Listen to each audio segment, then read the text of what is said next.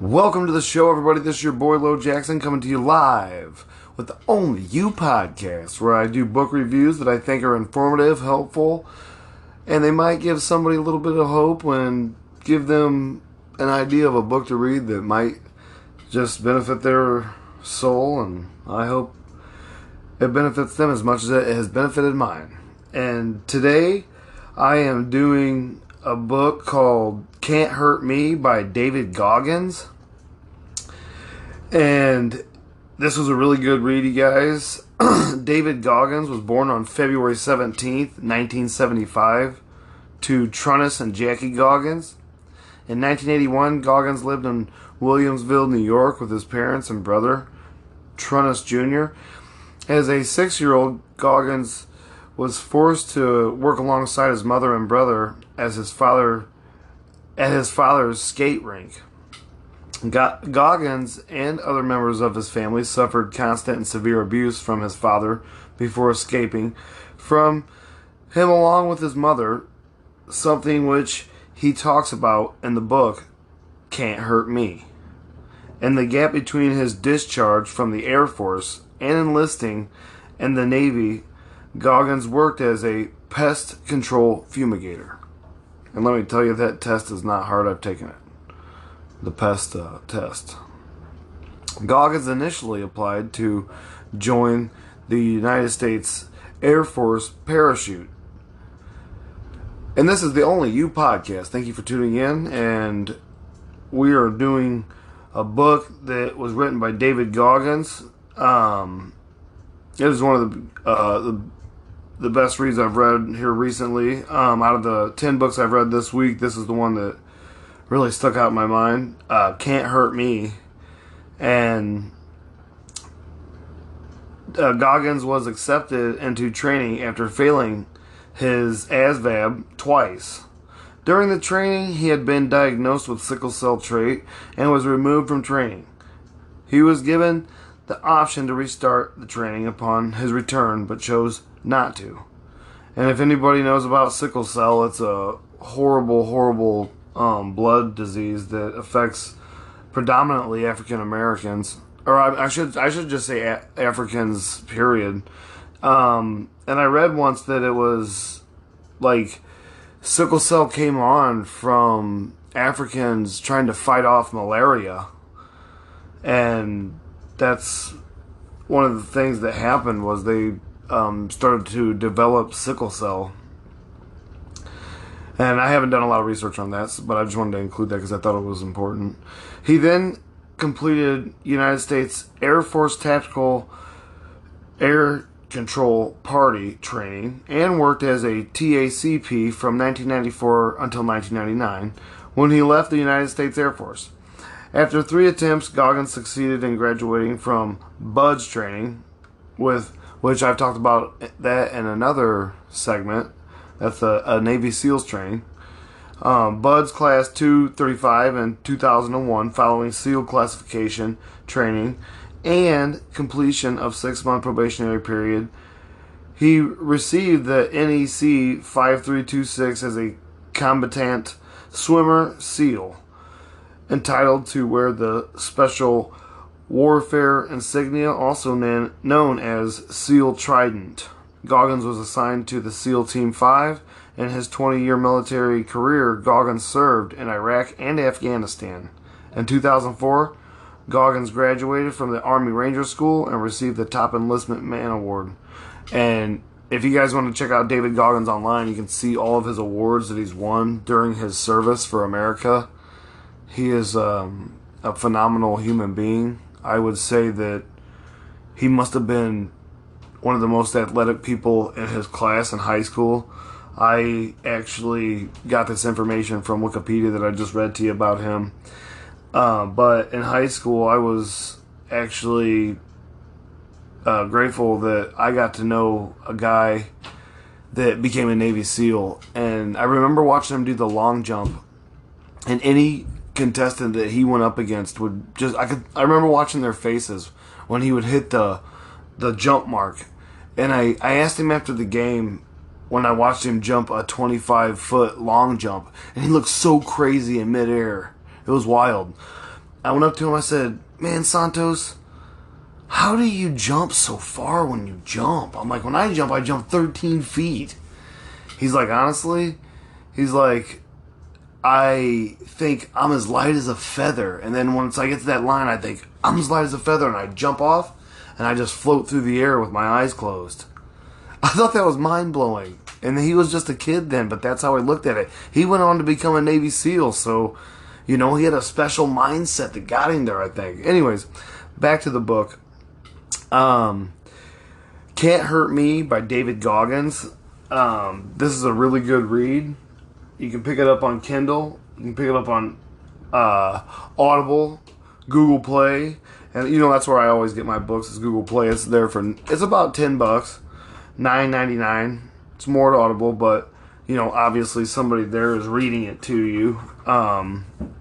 But it was a really good read. The table of content of this book is introduction.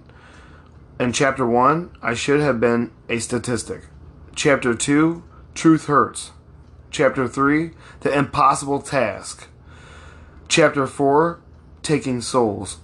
Chapter 5, Armored Mind. Chapter 6, It's Not About a Trophy. Chapter 7, The Most Powerful Weapon. Chapter 8, Talent Not Required. Chapter 9, Uncommon Amongst Uncommon. Chapter 10, The Empowerment of Failure. Chapter 11, What If? Then acknowledgments, and then it goes on to be tell you about the author, David Goggins, but I just told you about the author. Warning order. Time zone, 24/7. Task organization, solo. Mission. 1. Situation. You are in danger of living a life so comfortable and soft you will die without ever realizing your true potential. 2. Mission. To unshackle your mind. Ditch the victim's mentality forever. Own all aspects of your life completely. Build an unbreakable foundation. 3. Execution. A. Read this cover to cover. Study the techniques within. Accept all 10 challenges. Repeat. Repetition will callous your mind. B. If you do your job to the best of your ability, this will hurt. This mission, not about making yourself feel better. This mission is about being better and having a greater impact on the world. C. Don't stop when you are tired. Stop when you are done. 4. Classified. This is the origin story of a hero. The hero is you. By command of David Goggins. Signed, David Goggins. Rank and service, Chief U.S. Navy SEALs, retired. And that's how the book starts out. You can tell right there that David Goggins has been through a lot. It takes a special mind to, steel sharpens steel. That kind of mind. You know what I mean? The introduction goes like this. Again, it's the Only You podcast, and I'm telling you right now about Can't Hurt Me, a book written by David Goggins, a retired Navy SEAL. And the introduction is, do you know who you really are and what you're really capable of? I'm sure you think so, but just because you believe something doesn't make it true. Denial is the ultimate comfort zone. Don't worry, you're not alone. In every town, in every country, all over the world, millions roam the streets, dead-eyed as zombies, addicted to comfort, embracing the victim's mentality and unaware of their true potential. I know this because I meet and I hear from them all the time. And because, just like you, I used to be one of them. I had a damn good excuse, too. Life dealt me a bad hand. I was born broken, grew up with beatdowns, was tormented in school, and called the N-word more times than I could count. Where were We were once poor, surviving on welfare, living in government-subsidized housing, and my depression was smothering. I lived life at the bottom of the barrel, and my future forecast was bleak as fuck. Now, I don't know about any of you out there, but Lo Jackson resonates with this brother. Very few people know how the bottom feels, but I do. It's like quicksand. It grabs you, sucks you under, and won't let you go. When life is like that, it's easy to drift and continue to make the same comfortable choices that are killing you over and over again. But the truth is, we all make habitual, self-limiting choices. It's as natural as a sunset and as fundamental as gravity. It's how our brains are wired, which is why motivation is crap sometimes. Even the best pep talk or self-help hack is nothing but a contemporary fix. It won't rewire your brain. It won't amplify your voice or uplift your life. Motivation changes. Exactly nobody. The bad hand that was my life was mine, and mine alone to fix. Amen, brother, to that.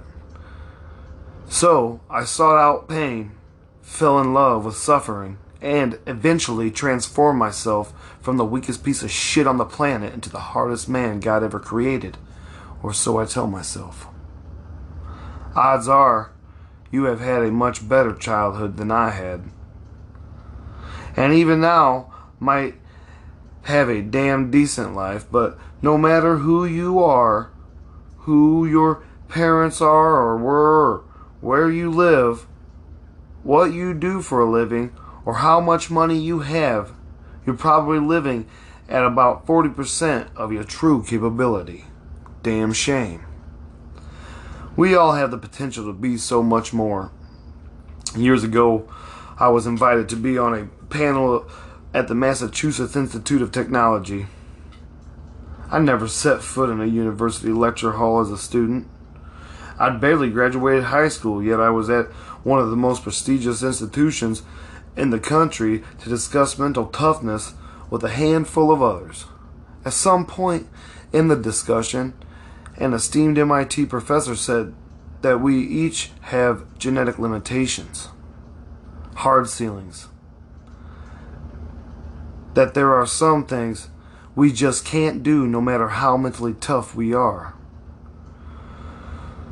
When we hit our genetic ceiling, he said, mental toughness doesn't enter into the equation. Everyone in the room seemed to accept his version of reality because this senior tenured professor was known for researching mental toughness. It was his life's work. It was also a bunch of bullshit.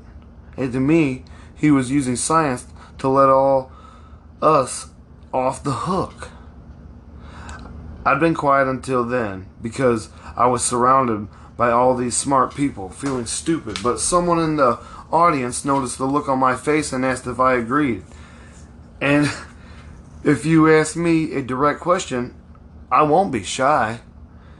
There's something to be said for living it instead of studying it, I said, then turned toward the professor. What you said is true for most people, but not 100%. There will always be the 1% of us who are willing to put the work to defy the odds. I went on to explain what I knew from experience. That anybody can become a totally different person and achieve what so-called experts like him claim is impossible, but it takes a lot of heart, will, and an armored mind. Herculitus, a philosopher born in the Persian Empire back in the 5th century BC, had it right when he wrote about men in the battlefield. Out of every 100 men, he wrote, 10 shouldn't even be there. 80 are just targets. 9 are the real fighters. And we are lucky to have them, for they make the battle. But the one is a warrior. From the time you take your first breath, you become eligible to die.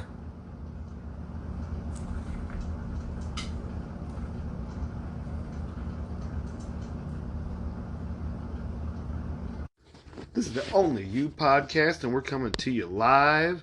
This is your boy Lo Jackson. And you know, I like to do a lot of good books that teach a lot of people a lot of good things. And right now we're talking about Can't Hurt by David Goggins. You know, David, you done wrote a good book, buddy. I think everybody here is pretty much reeled in. Now, I'm going to start this little paragraph over I was reading. Herculitus, a philosopher born in the Persian Empire back in 5th century BC, had it right when he wrote about men on the battlefield. Out of every 100 men, he wrote, 10 shouldn't even be there.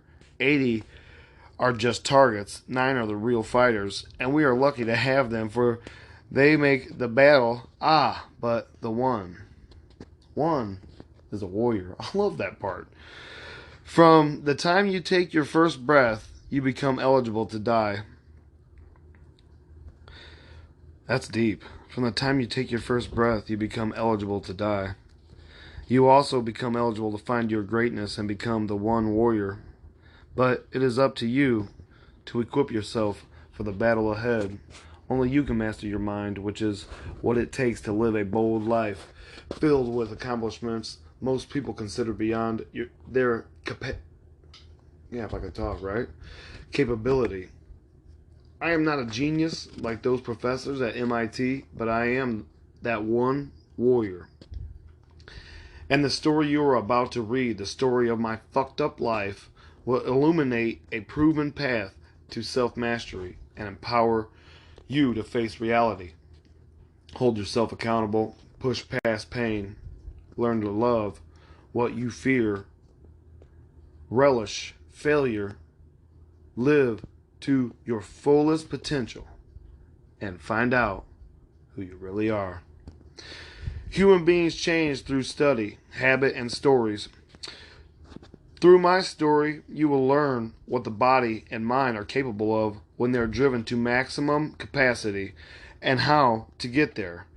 Because when you're driven, whatever it is in front of you, whether it's racism, sexism, injuries, divorce, depression, obesity, tragedy, or poverty, becomes fuel for your metamorphosis.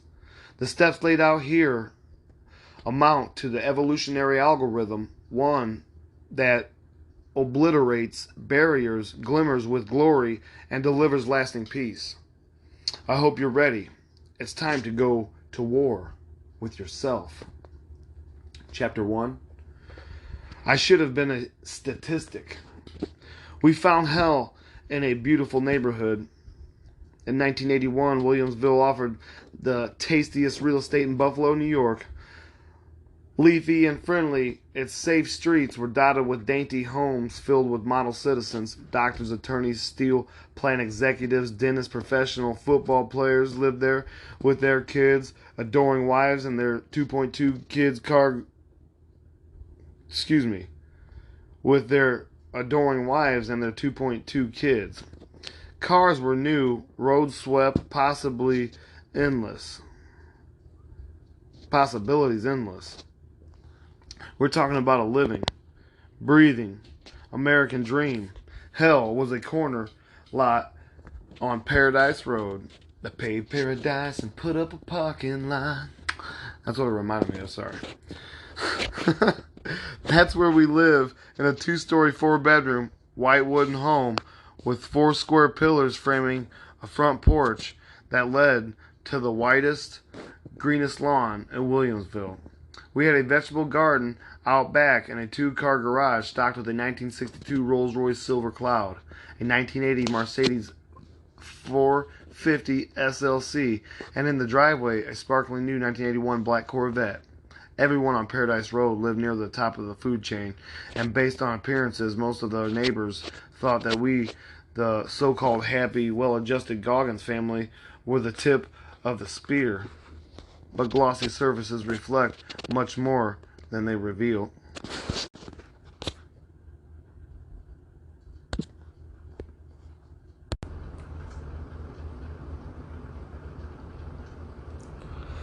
They'd see us most day mornings. They'd see us most weekday mornings, gathering in the driveway at 7 a.m. My dad, David Goggins, wasn't tall, but he was handsome and built like a boxer.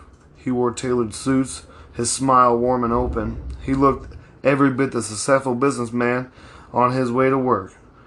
My mother, Jackie, was 17 years younger, slender and beautiful, and my brother and I were clean cut, well dressed in jeans and pastel-ized shirts, and strapped with backpacks just like the other kids, the white kids. In our version of affluent America, each driveway was a staging ground for nodes and waves before parents and children rode off to work and schools. Neighbors saw what they wanted. Nobody probed too deep. Good thing. The truth was, the Goggins family had just returned home from another all-nighter in the hood, and if Paradise Road was hell, that meant I lived with the devil himself. As soon as our neighbors shut the door and turned the corner, my father's smile morphed into a scowl. He barked orders and went inside to sleep another one off, but our work wasn't done. My brother, Trunis Jr., and I had somewhere to be, and it was up to our sleepless mother to get us there. I was in first grade in 1981, and I was in a school daze for real. Not because the academics were hard, at least not yet, but because I couldn't stay awake. The teacher's sing-song voice was my lullaby. My crossed arms on my desk, a comfy pillow, and her sharp words once she taught me dreaming an unwelcome alarm clock and wouldn't stop blaring. Children that young are infinite sponges. They soak up language and ideas at warp speed to establish a fundamental foundation upon which people build lifelong skills like reading and spelling and basic math. But because I worked nights, I couldn't concentrate on anything most mornings except trying to stay awake. Recess and PE were a whole different minefield. On the playground, staying lucid was the easy part. The hard part was the hiding. Couldn't let my shirt slip. Couldn't wear shorts. Bruises were red flags. I couldn't show because if I did, I knew I'd even catch more. Still on the playground and in the classroom, I knew I was safe. For a little while at least. It was the one place he couldn't reach me. At least not physically. My brother went through a similar dance in 6th grade, his first year in middle school. He had his own wounds to hide and sleep to harvest, because once that bell rang, real life began. The ride from Williamsville to the Maston District in East Buffalo took about a half an hour,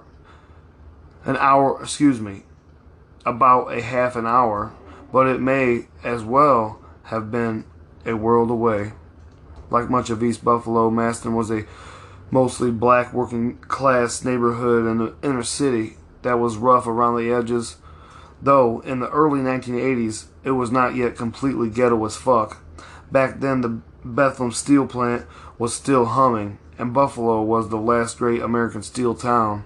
Most men in the city, black and white, worked solid union jobs and earned a living wage, which meant business in the Maston was good. For my dad, it always had been. By the time he was 20 years old, he owned a Coca-Cola distribution concession and 4 delivery routes in the Buffalo area. That's good money for a kid, but he had bigger dreams. An eye on the future. His future had 4 wheels and a disco funk soundtrack. When a local bakery shut down, he leased a building and built one of Buffalo's first roller skate rinks. Fast forward 10 years, and Skateland had been relocated to a building on Ferry Street and stretched nearly a full block in the heart of the Maston district. He opened a bar above the rink, which he named the Vermilion Room. In the 1970s, that was the place to be in East Buffalo, and it's where he met my mother when she was just 19 and he was 36. It was her first time away from home. Jackie grew up in the Catholic Church. Trunis was the son of a minister, and knew her language well enough to masquerade as a believer, which appealed to her. But let's keep it real. She was just as drunk on his charm. Trueness Jr. was born in 1971. I was born in 1975. And by the time I was 6 years old, the roller disco craze was at its absolute peak. Skateland rocked every night. We'd usually get there around 5 p.m., and while my brother worked the concession stand, popping corn, grilling hot dogs, loading the cooler, and making pizzas, I organized the skates by size and style. Each afternoon I stood on a step stool to spray my stock with aerosol deodorizer and replace the rubber stoppers. The aerosol stink would cloud all around my head and it would live in my nostrils. My eyes looked permanently bloodshot. It was the only thing I could smell for hours, but those were the distractions I had to ignore to stay organized and on hustle, because my dad, who worked the DJ booth, was always watching, and if any of those skates were missing, it meant my ass. Before the doors opened, I'd polish the skate rink floor with a dust mop that was twice my size. At around 6 p.m., my mother called us to the dinner in the back office. At around 6 p.m., my mother called us to dinner in the back office. That woman lived in a permanent state of denial, but her maternal instinct was real, and it made a big fucking show of itself, grasping for any shred of normalcy, if I could talk. Every night in that office, she'd set out 2 electric burners on the floor, sit with her legs curled behind her, and prepare a full dinner: roast meat, potatoes, green beans, and dinner rolls, while my dad did the books and made calls. The food was good, but even at 6 and 7 years old, I knew our family dinner was a bullshit facsimile compared to what most families had. Plus, we ate fast. There was no time to enjoy it because at 7 p.m. when the doors opened, it was showtime, and we all had to be in our places with our stations prepped. My dad was the sheriff, and once he stepped into the DJ booth, he had us triangulated. He scanned the room like an all-seeing eye, and if you fucked up, you'd hear about it. Unless you felt it first. The room didn't look like much under the harsh overhead house lights, but once he dimmed them, the show lights bathed the rink in red and glanced off the spinning mirror ball, conjuring a skate disco fantasy. Week in and weeknight, hundreds of skaters piled through that door. Most of the time they came in as a family, paying their $3 entrance fee and $half skate fee before hitting the floor. I rented out the skates and managed the entire station myself. I carried that step stool around like a crutch. Without it, the customers couldn't even see me. The bigger size skates were down below the counter, but the smaller size were stored so high I'd have to scale the shelves, which always made the customers laugh. Mom was the one and only cashier. She clicked everyone's cover charge, and Trueness money was everything. He counted the people as they came in, calculating his take in real time, so he had a rough idea of what to expect when he counted out the register after we closed up. And it had better all be there. All the money was his. The rest of us never earned a cent for our sweat. In fact, my mother was never given any money of her own. She had no bank account or credit cards in her name. He controlled everything, and we all knew what would happen if her cash drawer ever came up short. None of the customers who came through our doors knew any of this, of course. To them, Skateland was a family-owned and operated dream cloud. My dad spun the fading vinyl echoes of disco and funk and the early rumbles of hip-hop. Bass bounced off the red walls courtesy of Buffalo's favorite son, Rick James, George Clinton Funkadelic, and the first tracks ever released by hip-hop innovators Run DMC. Some of the kids were speed skating. I liked to go fast too, but we had our share of skate dancers, and that floor got funky. For the first hour or two, the parents stayed downstairs and skated or watched their kids bend the oval, but they would eventually leak upstairs to make their own scene, and when enough of them made their move, Trueness slipped out of the DJ booth so he could join them. My dad was considered the unofficial mayor of Maston, and he was a phony politician to the core. His customers were his marks, and what they did not know was that no matter how many drinks he poured on the house and bro hugs he shared, he didn't give a fuck about any of them. They were all dollar signs to him. If he poured you a drink for free, it was because he knew you would buy 2 or 3 more. While we had our share of all-night skates and 24-hour skate marathons, the Skateland doors typically closed at 10 p.m. That's when my mother, brother, and I went to work, fishing bloody tampons out of the shit-filled toilets, airing the lingering cannabis haze out of both bathrooms, scraping bacteria-loaded gum off the rink floor, cleaning the concession kitchen, and taking inventory. Just before midnight, we'd slog into the office, half dead. Our mother would tuck my brother and me beneath a blanket on the office sofa, our heads opposite one another, as the ceiling shook with the sound of bass heavy funk. Mother was still on the clock. As soon as she stepped inside the bar, Trueness had her working the door or hustling downstairs like a booze mule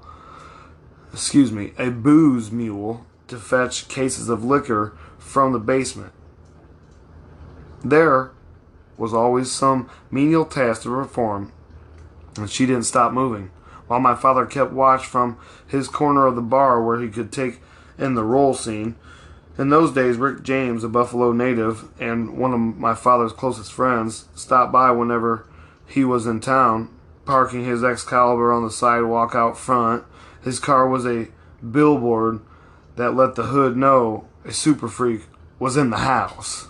She's a super freak, she's super freaky, yow! He wasn't the only celebrity that came through. O.J. Simpson was one of the NFL's biggest stars, and he and his Buffalo Bills teammates were regulars. As was Teddy Pendergrass, just another love TKO,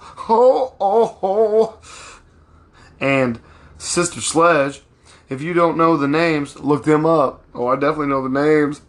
Maybe if I had been older, or my father had been a good man, I might have had some pride in being part of a cultural moment like that. But young kids aren't about that life.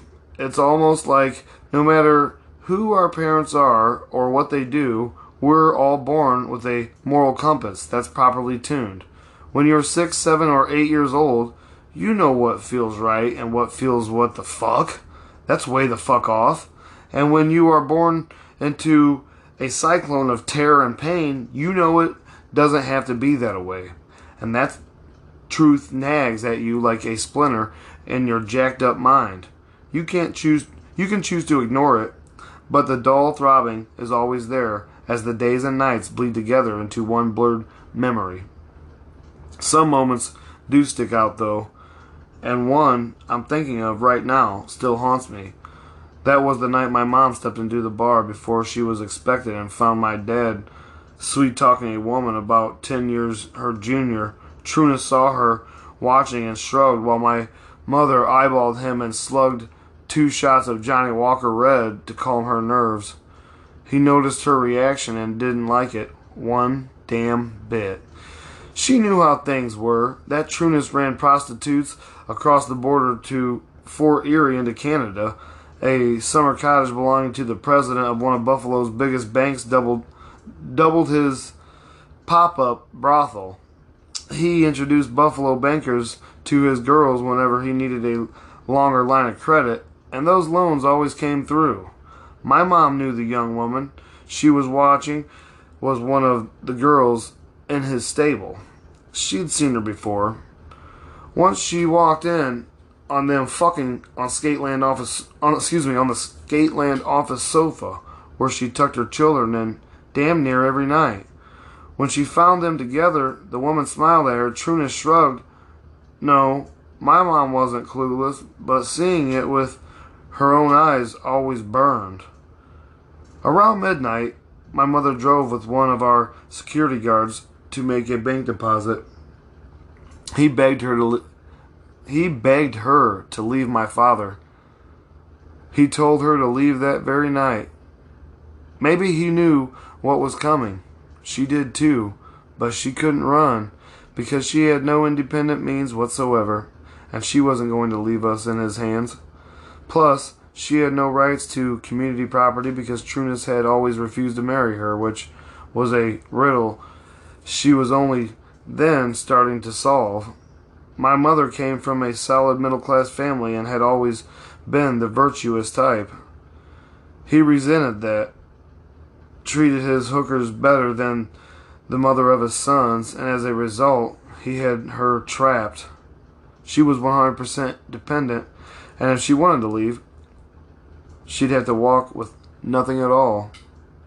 My brother and I never slept well at Skateland. The ceiling shook too much because the office was directly below the dance floor. When my mother walked in that night, I was already awake. She smiled, but I noticed the tears in her eyes and remember smelling the scotch on her breath when she scooped me up in her arms as tenderly as she could. My father trailed in after her sloppily and annoyed. He pulled a pistol from beneath the cushion where I slept. Yes, you read that right. There was a loaded gun under the cushion on which I slept at 6 years old, flashed it at me, and smiled before concealing it beneath his pant leg in an ankle holster. In his other hand were 2 brown paper shopping bags filled with nearly $10,000 in cash. So far, it was a typical night. My parents didn't speak on the drive home, though the tension between them simmered. My mom pulled into the driveway on Paradise Road just before 6 a.m. A little early, but by our standards. Trueness stumbled from the car, disabled the alarm, dropped the cash on the kitchen table, and went upstairs. We followed him, and she took... I can't talk today, sorry guys. This is the Only You podcast. And we're doing a book by David Goggins. I hope you're enjoying this. Where was I? We followed him, and she tucked us both into our beds, kissed me on the forehead, and turned out the light before slipping into the master suite where she found him waiting, stroking his leather belt. Trueness didn't appreciate being glared at by my mom, especially in public. This belt came all the way from Texas just to whip you, he said calmly. Then he started swinging it, buckle first. Sometimes my mother fought back, and she did that night. She threw a marble candlestick at his head. He ducked, and it thudded the wall. She ran to the bathroom, locked the door, and cowered on the toilet. He kicked the door down and backhanded her hard. Her head slammed into the wall. She was barely conscious when he grabbed a fistful of her hair and dragged her down the hall. By then, my brother and I had heard the violence, and we watched him drag her all the way down the stairs to the first floor, then crouch over her with the belt in his hand. She was bleeding from her temple and her lip. The sight of her blood lit a fuse in me. In that moment, my hatred overcame my fear. I ran downstairs and jumped on his back, slammed my tiny fist into his back, and scratched at his eyes. I'd caught him off guard, and he fell to one knee. I wailed on him. "Don't hit my mom," I yelled. He tossed me to the ground, stalked toward me, belt in hand, then turned toward my mother. "You're raising a gangster," he said, half smiling. What a weirdo. Sheesh, poor guy. Poor little guy. Sheesh. I curled into a ball and I'm sure there's lots of people out there that have a similar story to this guy. I know a similar story. I have one. It sucks. I curled into a ball when he started swinging his belt at me. I could feel bruises rise on my back as my mom crawled toward the control pad near the front door. She pressed the panic button, and the house exploded in alarm. He froze, looked toward the ceiling, mopped his brow with his sleeve, took a deep breath, looped and buckled his his belt and went upstairs to wash off all the evil and hate. Police were on their way, and he knew it. My mother's relief was short-lived. When the cops arrived, Trunis met them at the door. They looked over his shoulder toward my mom, who stood several paces away behind him, her face swollen and caked with dried blood, but those were different days. There was no hashtag Me Too back then. That shit didn't exist. They ignored her. Trunis told them it was all a whole lot of nothing. Just some necessary domestic discipline. Just some necessary domestic discipline. Look at this house. Does it look like I mistreat my wife? He asked. I give her mink coats, diamond rings. I bust my ass to give her everything she wants, and she throws a marble candlestick at my head? She's spoiled. That's wild. I've been in a courtroom where that was said about me at one time. Unreal. And it was like, no, there was abuse going on there. The police chuckled along with, because it was a different time. The police chuckled along with my father as he walked them to their car. They left without interviewing her. He didn't hit her again that morning. He didn't have to. The psychological damage was done. From that point on, it was clear to us that as far as Trunis and the law were concerned, it was open season, and we were the hunted. Over the next year, our schedule didn't change much, and the beatings continued while my mother tried to paper over the darkness with swatches of light. She knew I wanted to be a scout, so she signed me up for a local troop. I still remember putting on that navy blue Cub Scout button down one. I still remember putting on that navy blue Cub Scout button down on one Saturday. I felt proud wearing a uniform and knowing at least for a few hours I could pretend that I was a normal kid. My mom smiled as we headed for the door. My pride, her smile, wasn't just because of the damn Cub Scouts. They rose up from a deeper place. We were taking action to find something positive for ourselves in a bleak situation. It was proof that we mattered and that we weren't completely powerless. That's when my father came home from the Vermilion Room. Where are you two going? He glared at me. I stared at the floor. My mother cleared her throat. I'm taking David to his first Cub Scout meeting, she said softly. The hell you are! I looked up and he laughed as my eyes welled up with tears. We're going to the track. Jeez. What a horrible dad, man. Within the hour, we'd arrive at Batavia Downs, an old-school harness horse track race, the type where jockeys ride behind the horses in lightweight buggies. My dad grabbed a racing form as soon as he stepped through the gate. For hours, the three of us watched him place bet after bet, chain smoke, drink scotch, and raise holy hell as every pony he bet on finished out of the money. With my dad raging at the gambling gods and acting a fool, I tried to make myself as small as possible whenever people walked by, but I still stuck out. I was the only kid in the stands dressed like a Cub Scout. I was probably the only black Cub Scout they'd ever seen. And my uniform was a lie. I was a pretender. Trunis lost thousands of dollars that day, and he wouldn't shut up about it. On the drive home, his raspy throat raw from nicotine, my brother and I were in the cramped back seat, and whenever he spat out the window, his phlegm boomeranged to my face. Each drop of that nasty saliva on my skin burned like venom and intensified my hate. I long since learned that the best way to avoid a beatdown was to make myself as invisible as possible, avert my eyes, float outside my body, and hope to go on unnoticed. It was a practice we'd all honed over the years, but I was done with that shit. I would no longer hide from the devil. That afternoon, as he veered onto the highway and headed home, he continued to rave on, and I mad-dogged him from the back seat. Have you ever heard of the phrase, faith over fear? For me, it was hate over fear.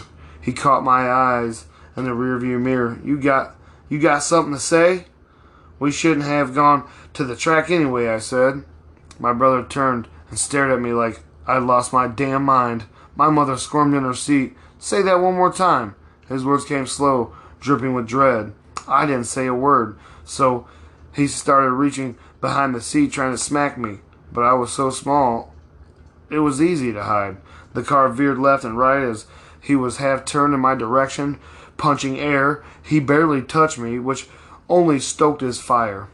He drove on in silence. He caught his breath.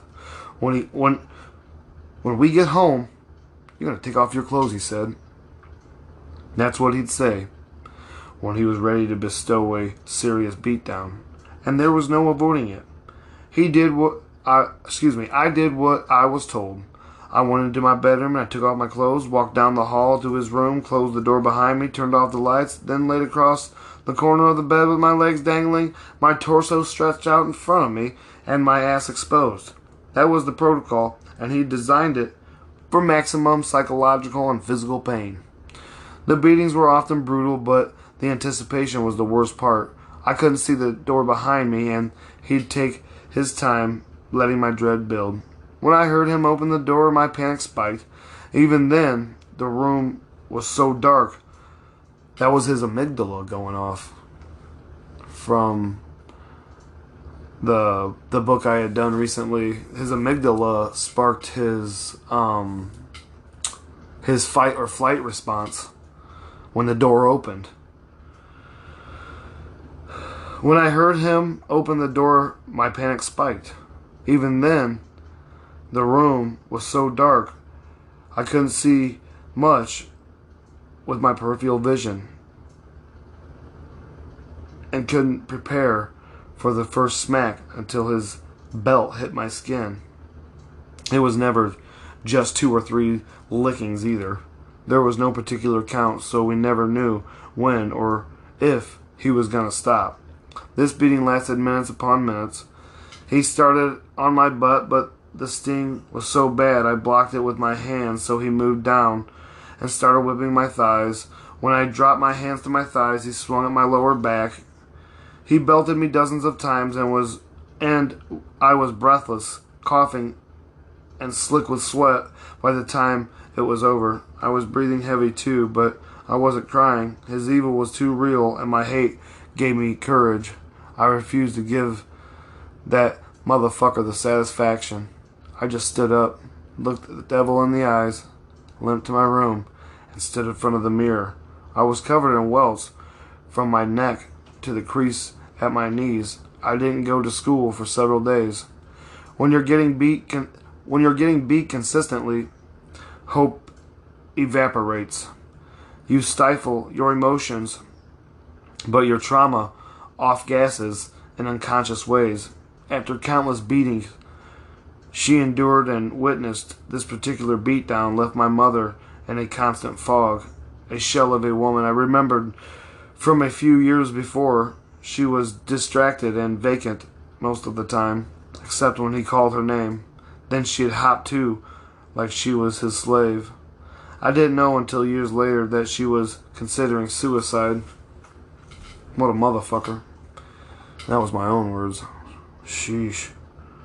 My brother and I took our pain out on each other. And this is the only You podcast. And this is one great book. This is one of the best books I've really come across in a long while, you guys. It's $9.99 on Google Play. It is a great read. It's called Can't Hurt Me by David Goggins. He's talking about the beatings he took from his father that led him on the path to a new life and led him on a path to discipline. And he had a horrible father, as you can tell, and some of this, it's like, wow, man, how could you do that to your kid? How could you live with yourself? Is money that important that the life of your child isn't important? How could you, and I want to say that to my caretakers too, like, how could you let that go on? You may not have known what to do for them or what to do about their circumstances or about their behaviors, but you know what? There was somebody out there to help, but you just didn't reach out, and you took it upon yourself to continue lashing out and continue doing these things. You know, he sounds a lot like Michael Jackson's dad, honestly. It's like, wow. Terrible. We'd sit or stand... Oh, excuse me. My brother and I took our pain out on each other. We'd sit or stand across from one another, and he would throw punches as hard as he could at me. It usually started out as a game, but he was 4 years older, much stronger, and he connected with all his power. Whenever I'd fall, I'd get up, and he'd hit me again as hard as he could, yelling like a martial arts warrior at the top of his lungs, his face twisted with rage. And "You're not hurting me! Is that all you fucking have?" I'd shout back. I wanted him to know that I could take more pain than he could ever deliver. It's crazy. Me and my cousin used to do this to each other too when we were kids, because that's how fucked up we were brought up. And there were no more battles to fight, no places to hide. I wet the bed nearly every night, and I did too. No joke. And that's when a child wets the bed, that's from traumatic experiences. My mother's every day was a lesson in survival. She was told she was worthless, so often she started to believe it. Everything she did was an effort to appease him, so he wouldn't beat her sons or whip her ass. But there were invisible tripwires in her world, and sometimes she never knew when or how she set them off until after he slapped the shit out of her. Other times, she knew she'd teed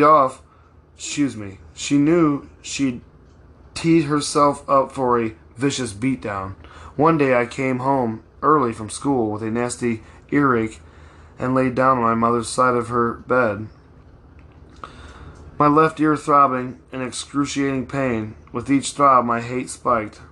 I knew I wouldn't be going to the doctor because my father didn't approve of spending his money on doctors or dentists. We didn't have health insurance, a pediatrician, or a dentist. If we got injured or sick, we were told to shake it off because he wasn't down to pay for anything that didn't directly benefit David Goggins. Our health didn't meet that standard, and that pissed me the fuck off. After about a half hour, my mother came upstairs to check on me, and when I rolled onto my back, she could see blood dripping down the side of my neck and smeared all over the pillow. "That's it," she said. "Come with me." She got me out of bed, dressed me, and helped me to her car. But before she could start the engine, my dad chased us down. "Where you think you're going?" "The emergency room," she said as she turned the ignition. He reached for the handle, but she peeled out first, leaving him in her dust. Furious, he stomped inside, slammed the door, and called out to my brother, "Son, get me a Johnny Walker." Trunis Jr. brought over a bottle of Red Label and a glass from a wet bar. He poured and watched my dad down shot after shot. Each one fueled an inferno. "You and David need to be strong," he raved. "I'm not raising a bunch of faggots. And that's what you'll be if you go to the doctor every time you get a little boo-boo, understand?" My brother nodded, petrified. "Your last name is Goggins, and we shake it off. According to the doctor we saw that night, my mother got me to the ER just in time. My ear infection was so bad that if we'd waited any longer, I would have lost my hearing in my left ear for life. She risked her ass to save mine, and we are both now happy. She paid for it." We drove home in eerie silence. My dad was still stewing at the kitchen table by the time we returned onto Paradise Road, and my brother was still pouring him shots. Trunis Jr. feared our father, but he also worshipped the man and was under his spell. Well, it's hard not to be when you have the same name as the guy, and you're a sponge and you're soaking up everything this guy's doing, and he's the one causing all the issues, so you have to cater to everything he wants and needs because or else he's going to beat you. Trunis would still lash out at him, but in his warped mind, Trunis Jr. was his prince. When you grow up, I'm going to want to see you be the man of your house, Trunis told him. You're going to see me be a man tonight. Moments after we walked through the front door, Trunis beat our mother senseless, but my brother couldn't watch. Whenever the beatings exploded like a thunderstorm overhead, he'd wait them out in his room. He ignored the darkness because the truth was way too heavy for him to carry. I always paid close fucking attention. Me too, man. You got to in those situations. You never know what that dude's capable of. And your amygdala is sending off your fight or flight response. You're getting the hell out of there. And you know your frontal lobe cortex is overwhelmed. It can't even do any judgment calls. So you're just living in a survival mode constantly at this point, at being this age. That's my own words and that's my own thoughts. During this I told you guys it's a good book, right? During the summers, this is your boy Lo Jackson coming to you live with the Only You podcast. During the summers, there was no midweek from Trunis. But my brother and I learned to hop on our bikes and stay far away for as long as we could. That's what I used to do too. No thanks. I don't want to be here when I was able to. One day I came home for lunch and entered the house through the garbage like normal. Through the garage like normal. My father usually slept deep in the afternoon, so I figured the coast was clear. I was wrong. My father was paranoid. He did enough shady deals to attract some enemies, and he'd set the alarm after we left the house. When I opened the door, sirens screamed and my stomach dropped. I froze, backed up against the wall, and listened for footsteps. I heard the stairs creaking and knew I was fucked. He came downstairs in his brown terry cloth robe, pistol in hand, and across from the dining room into the living room, his gun out front. I could see the barrel come around the corner slowly. As soon as he cleared the corner, he could see me standing just 20 feet away. But he didn't drop his weapon. He aimed it right between my eyes. I stared straight at him, blank as possible, my feet anchored to the floorboards. There was no one else in the house, and part of me expected him to pull the trigger. But by this time in my life, I no longer cared if I lived or I died. Damn. That's sad. I was an exhausted 8-year-old kid, plain old fucking tired of being terrified of my father. I was sick of Skateland too. After a minute or two, he lowered his weapon and went back upstairs. But now, it was becoming clear that someone was going to die on Paradise Road. My mother knew where Trunis kept his .38 special. Some days she timed and followed him, envisioned how it would play out. They'd take separate cars to Skateland. She'd grab his gun from beneath the office sofa cushion before he could get there, bring us home early, put us to bed, and wait for him by the front door with his gun in hand. When he pulled up, she'd step out the front door and murder him in the driveway, leave his body for the milkman to find. My uncles, her brothers, talked her out of it, but they agreed she needed to do something drastic or she'd be the one lying dead. Yeah, definitely. Because domestic victims like this, they definitely wind up being killed or brutally beaten like my aunt was that time. It was an older neighbor who showed her a way. Betty used to live across the street from us, and after she moved, they stayed in touch. Betty was 20 years older than my mom and had the wisdom to match. She encouraged my mother to plan her escape weeks in advance. The first step was getting a credit card in her name. That meant she had to re-earn Trunis's trust because she needed him to co-sign. Betty also reminded my mother to keep her friendship a secret. For a few weeks, Jackie played Trunis, treated him like she did when she was a 19-year-old beauty with stars in her eyes. She made him believe she worshipped him again, and when she slipped a credit card application in front of him, he said he'd be happy to score her a little buying power. When the card arrived in the mail, my mother felt its hard plastic edges through the envelope as relief saturated her mind. She held it at arm's length and admired it. It glowed like... This is the Only You podcast with your boy Lo Jackson. I just got done doing the book review about You Can't Hurt Me by David Goggins.